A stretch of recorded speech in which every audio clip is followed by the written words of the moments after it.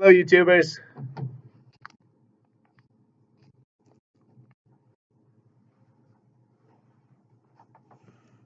Yeah, no worries. All right, episode 23. Let's do it.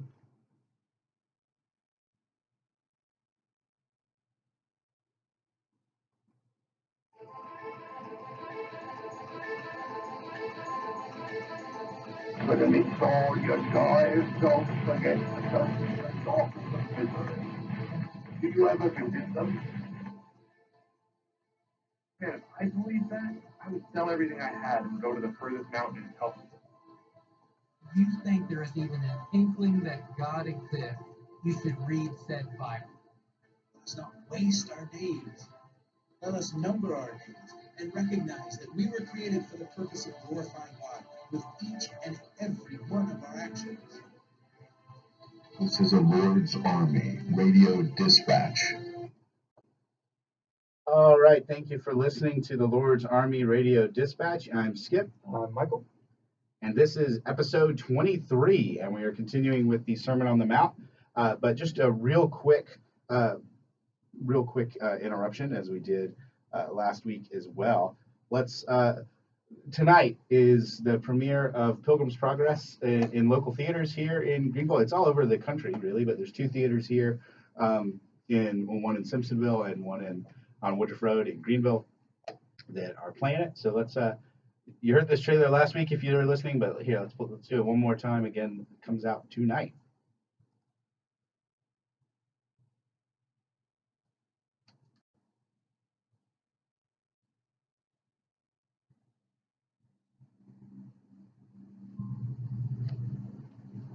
We have to get out, Christian. It says so in this, and I believe it. You're asking me and the children to follow you beyond the borders. Keep that light in your eye and go straight towards it. Do not turn to the right or to the left. Keep on the straight path.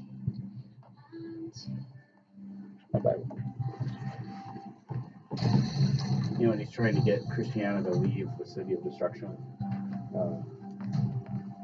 it was taken aback when he just leaves. But I mean, really, that's where it should have. So he's just like, whatever.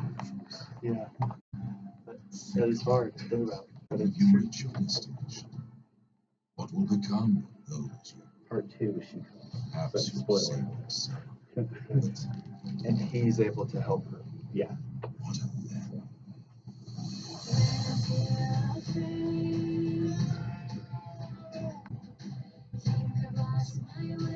And if you recognize the whole journey is metaphorical, then it's really he becomes a Christian and then she becomes a Christian too. You know, it's not like abandoning her. In the book. I like that. Yeah.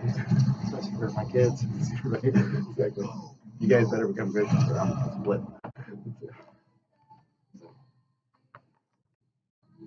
Although, I mean, he had to make a choice. He chose correctly. So for our listeners today, give a little background on Pilgrim's Progress and why it is that they should go watch that. Yeah, so Pilgrim's Progress is really an allegory. It is. I don't even know if you'd call it an allegory. It's. I forget the other term for it, the more technical term for it. But it is the story of Christian who discovers a book that puts a burden on his back and makes him realize that he is living in the city of destruction, which is the name of it, but that city is going to get destroyed. And so he tries to get his family to go with him. They don't. And so he heads off on this journey. There's a man called Evangelist that sends him down the straight and narrow. And of course, he comes to the cross where he loses the burden. It's the story of the Christian life. Part two, his wife and kids come, if that bothers you. Like what we were discussing while we were playing the trailer. We were discussing in the studio here. Yeah, we don't like that part. Part two, the family comes with him, which is good. Well, now it's about the specific event, though. Talk about how it's family friendly. Yes. Yeah, it's a family friendly film. You know, there's first of all, there's not a ton of family friendly movies that are even coming out. Even kids movies are filled with innuendos and just jokes that are cringeworthy sometimes. I don't know how many times I've sat with my kids in a theater and gone, I wish that wasn't here, I wish that wasn't included, or man, they're gonna ask about that. Um, and so it's an actual family friendly movie. And more than that, it's hard to talk about things like death and struggle and strife and the Christian life in a way that is appropriate for kids. Um, and especially modern, I mean, Puritans would read like Fox's Book of Martyrs, like as they're putting kids to bed and stuff, which, you know, it's good, I guess. But we're just sort of in a different culture. We're in a culture where those things are abrasive and they should be. And death is sort of you never speak about a subject, which is wrong. We need to talk about those things, but you need to do it in a way that's I don't know, that's honoring to God, that's scriptural. You need to talk about the Christian life and how it's not one of ease, but it's one of struggle. Um, and you know, it's this is sort of the way, or a way, not the way. This is a way to do that, for sure. And it's like I said, I've been reading Little Pilgrim's Progress, which is basically just like a modernized version of the text to my kids every night, and it's I guess for those that don't know, Pilgrim's Progress was written in the 17th century. So yes. it's in Old English and in a way that's very, very hard to read. And so the modern versions are very helpful. Yes. Yeah. Yeah. And especially now, you know, there have been movies that have come out, but this one being animated, and it does seem like it's going to be a very, very good film. So It's actually a Pilgrim Progress starring Liam Neeson, by the way. really, But it was one of his first movies, so it's very, very. It's not actually that good of a movie, but but yeah, there's a Liam Neeson Pilgrim Progress movie, which sounds like it would be awesome, but it's not modern day Liam Neeson. maybe he needs to redo it, and maybe someday he will. Adopt this film. Don't hold your breath. Yeah, exactly. Um, all right, so we're continuing with our going through the Sermon on the Mount. Which I think we're going to actually get into the sermon today.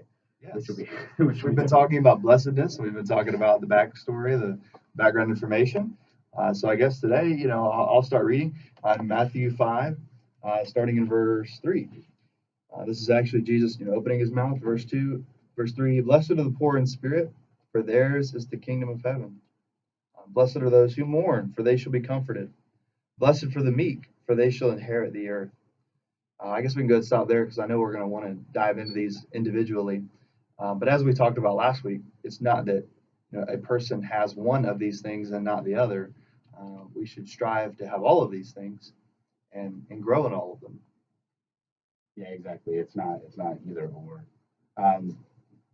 What does it mean to be poor in spirit? Because I think a lot of times we can, you know, that almost seems like it's somebody who's not a Christian, right? And they're poor in spirit. That's not a good thing. But what does that mean? This is one of the hardest things I wrestle with because it doesn't make sense. We can understand physical poverty and riches, but we who are Christians should expect spiritual riches, and we should have a rich inner life. But Jesus says to be poor in spirit. I really think of David though in this. In Psalm 34, a great psalm, it opens by saying, "I will bless the Lord at all times; His praise shall continually be in my mouth."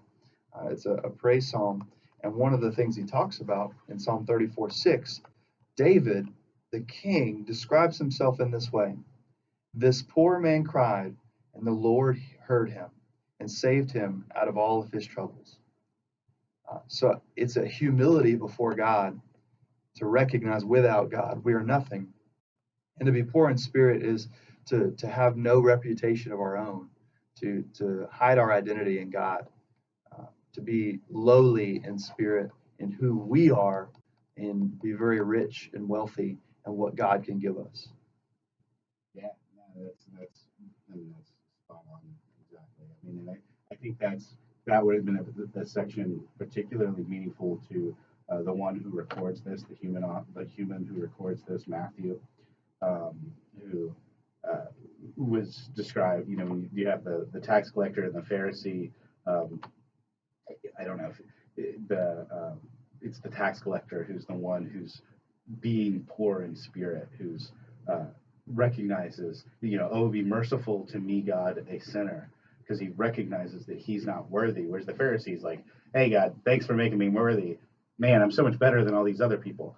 That's somebody who's very puffed up, who is not recognizing their own depravity, their own need for a savior, versus Matthew, who recognizes, or versus the tax collector, who recognizes that um, our hope is outside of us. Our hope is in God, because we know that God must be merciful to us, because I sure don't deserve to have the blessings He gives us. Oh yeah, and something interesting that has been opened up to me in the last just couple years is when Luke records this, he just says, "Blessed are the poor," and how challenging that is. He says, "Blessed are you who are poor, for yours is the kingdom of God." Um, and that's in verse 20. In the next verse, verse 21, "Blessed are you who are hungry now, for you shall be satisfied. Blessed are you who weep now, for you shall laugh." Those are all physical things. Whereas Matthew's account, there's a spiritual undertone to all of those things. And the poverty in Matthew is poverty in spirit, humility, it would seem. Whereas this, you're physically humble because you got nothing. You're poor. And so you're blessed. And, how is it that you would say, Skip, how would you describe to somebody that poverty could be a blessing? Yeah, well, I mean, physical poverty definitely is a blessing. That Matthew or Jesus talks about that just in the next chapter. How uh, how we shouldn't have to worry about what's being provided for us in our life, but also later on when he meets the rich man and he says, give away everything, and he goes away and says, and it's poor, and the apostles are like, well, then who can be saved? Because to them, a rich person is definitely in, because they're offering the best sacrifices and all that stuff. And Jesus points out that it's harder it's easier for a camel to fit through the eye of a needle than for a rich man to get into heaven. The reason is because when you have earthly riches, it becomes very, very, like, those are things that are tying you to this earth. Those are not that they're bad things in and of themselves if you are able to separate it, but it's really hard to have, like a mansion and a pool and like an airplane and all those things, and not take pride in that, not have that be the source of your life, the source of your pride, not to be like, look what I've built. It's hard to be humble when you are blessed to the point of tons of excess. Well, and if your life feels like heaven, what do you have to long for? Mm-hmm. Like if you've got everything you could ever need and then some, and I'm not talking about having your needs met. I'm not Right. saying that we should just give everything away so that we're the one in need. We don't have food to eat, but We're it's told specifically not to do that. We yeah, need to provide for our family. exactly. And if we don't provide, then we're a worse burden. than We're worse than an unbeliever. Non-believers. Yeah, but there's another passage I think of too, because this is a topic that I've thought about a lot lately, and part of that is out of the fact that I had no idea what poor in spirit was, and really trying to wrestle with that. But poverty in general is a challenge too. It's not that the less money you have, the better spiritually you will be off, because there's a happy medium in all of this, and that's why I think the writer of Proverbs in Proverbs 30 asks for two things. In Proverbs 30:7-9, he asked for two things. One being that he'd be kept from lying, that he'd be honest, and that he'd be truthful. And the second thing is that he would neither have poverty nor riches, that he would have exactly what the Lord wanted to give him. And so that if he were poor, he'd be tempted to steal. And if he were rich, he would be tempted to forget about God. And so it's important to find the balance in our lives to where we're not so consumed with trying to make enough money just to pay the bills. And we need to try to be in a place where we don't have too much money, that we are, like Skip said, so tied to this world that we don't care about anything beyond it. Yeah, exactly. And I've never been too rich, to my Most of knowledge, us have not had that but issue. I have been so poor that and when you are, when you have nothing. I mean, I can't count the number of times I've given somebody my debit card and like, man, this goes through, and especially in college and in that period of life, and um, money becomes 90% of your thoughts when you are that level of poor, just as much as money becomes that level of your thoughts, when you have millions. There really is that sort of in between space where, you're not obsessed with money in either direction. You're not obsessed with getting out of just extreme poverty. Um, and you're also not obsessed with just constantly acquiring more and more and more. For sure. And as we bring it back to our beatitude, the one who's blessed in Matthew's account is poor in spirit, and this goes along with a lot of this. We should have the humility to come before God, recognizing that we need Him, and that's what David had. David realized, he remembered the fact that he was just a shepherd boy when he was anointed of God. Okay, so he had nothing, and God has given him everything. And in a very similar way, actually even more so, we were sinners in need of a Savior, and God sent Jesus on our behalf. And so God has truly given us everything. That key to the key of promise that takes us out of the dungeon of despair, is what God has given us. Exactly, and that's an important part too. It's because of Christ that our being poor in spirit is a good thing. If there was no cross, if there was no redemption, then it would not be blessed are the poor in spirit. It would, if all it was Adam's sin and then the fall of mankind, and that's the end of the story, then that lacking is never fulfilled. Um, it's because of Christ that we have, that it is a good thing to recognize our own depravity. Yeah, and Paul even says that if that's the case, that if there's no resurrection, if there's no hope, it's we should eat, drink, for tomorrow we die, and we should have a very different viewpoint. But with eternity in mind, poverty in spirit is something that's desirable, and the promise there is theirs is the kingdom of heaven. Would you rather have a kingdom on earth, or would you rather have a kingdom in heaven? And what I mean by that is a physical, while you're alive kingdom, or would you rather have eternal riches, an eternal place in God's kingdom? Which would you rather have? Yeah, no, for sure. One is temporal and the other one is forever. So seems like an easy choice. Yes, but it's amazing how we can be, I don't know the right word, but we're in prison. We're arrested by the present. How we feel, how we think things are going right now, and that can be a strong motivator to keep us away from God or spiritual things. Maybe not God, but things that bring us to God. Yeah, we keep us from experiencing the kingdom of heaven, which we can experience in a very real way in this life. We are brought into the kingdom during our lifetime. We don't experience it as fully as we will at some point, but you definitely there is a point where uh, you really sort of transition from being under Adam to under Christ, and you experience the joys that is living in the kingdom, even in this world, where you don't have to worry about money, you don't have to worry about those types of things, you don't have to worry.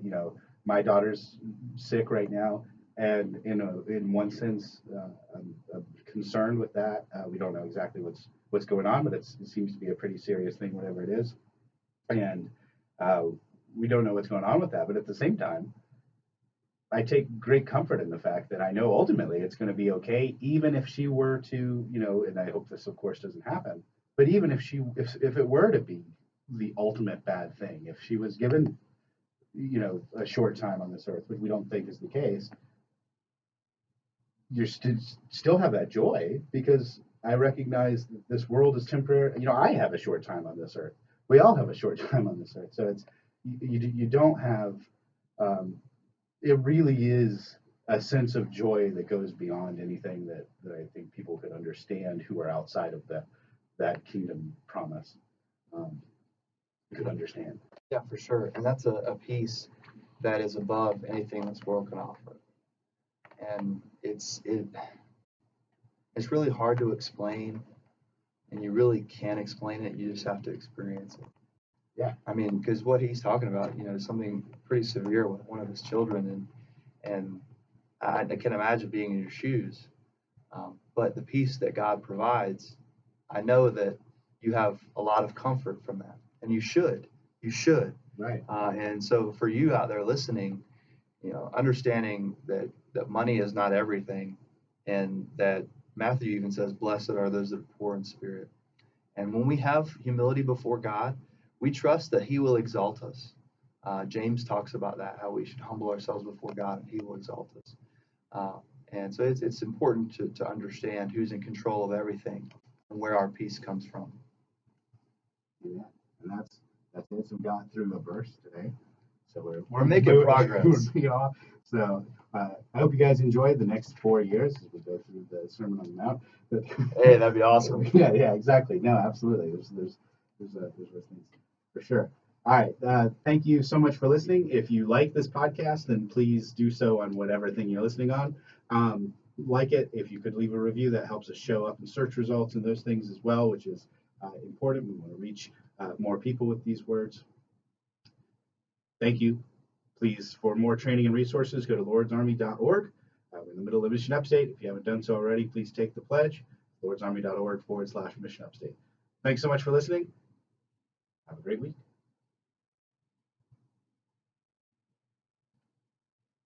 We need outro music or something. Otherwise, just end. Yeah.